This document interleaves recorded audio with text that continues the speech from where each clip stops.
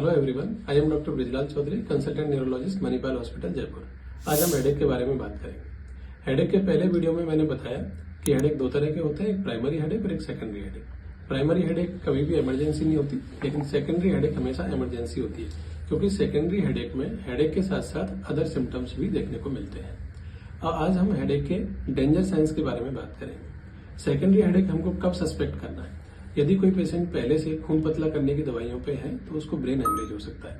यदि किसी पेशेंट को पहली बार 50 की उम्र के बाद हेडेक हुआ है तो उसको ब्रेन ट्यूमर की संभावना हो सकती है। यदि किसी को प्रेगनेंसी में पहली बार हेडेक होता है तो उसको प्रेगनेंसी इंड्यूस्ड हाइपरटेंशन यानी PIH या फिर कॉर्टिकल वीनस साइनस थ्रोम्बोसिस हो सकता है।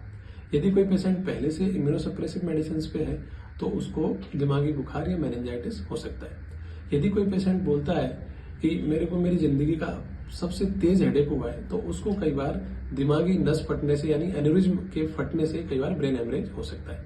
यदि किसी पेशेंट को हेडेक के साथ साथ यदि दिखने में दिक्कत आ रही है तो उसको ग्लूकोमा हो सकता है। यदि किसी पेशेंट को हेडेक के साथ में सीजर्स भी होते हैं तो उसको कई बार ब्रेन ट्यूमर हो सकता है। यदि किसी पेशेंट को हेडेक के साथ में बुखार या उल्टियां हैं तो उसको दिमागी बुखार हो सकता है।